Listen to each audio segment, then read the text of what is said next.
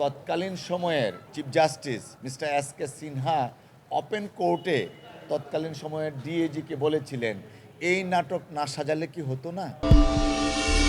2017 সনের একটা ঘটনা, সেই ঘটনাটা এমন ছিল, মুস্তফা কামাল সাহেব নামে মাদ্রাসার একজন ছাত্র, যাকে 2017 সনে অ্যারেস্ট করা হয়েছিল।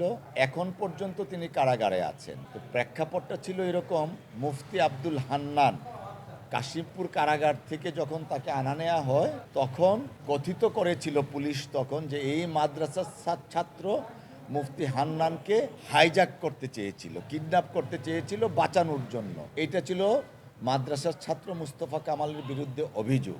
এই ঘটনা যখন জাতীয় পত্রপত্রিকায় ছাপা হলো, তখন আমার লার্নেড ফ্রেন্ড আমাকে বললেন, তৎকালীন সময়ের chief justice mister S K Sinha open কোর্টে তৎকালীন সময়ের ডিএজিকে বলেছিলেন, এই নাটক না সাজালে কি হতো না।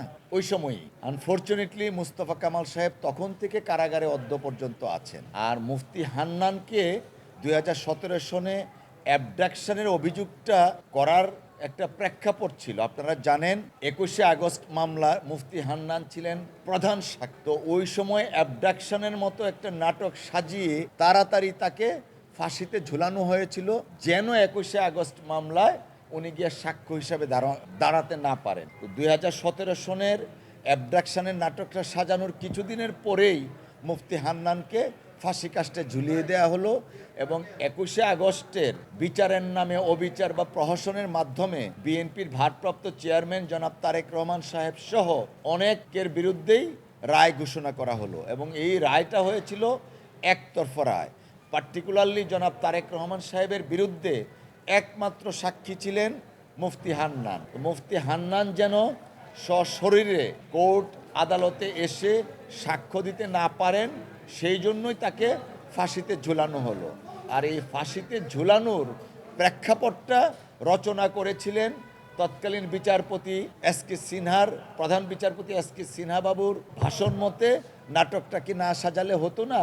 অর্থাৎ এই অ্যাবডাকশনের নাটকটা সাজানো হয়েছিল তাকে ফাঁসি দেওয়ার জন্য এবং এই নাটকের বলি হয়েছিলেন মুস্তফা কামাল। সেই দীর্ঘ 8 বছর পরে বিনা বিচারে এখন পর্যন্ত তিনি কারাগারে ছিলেন এবং আছেন।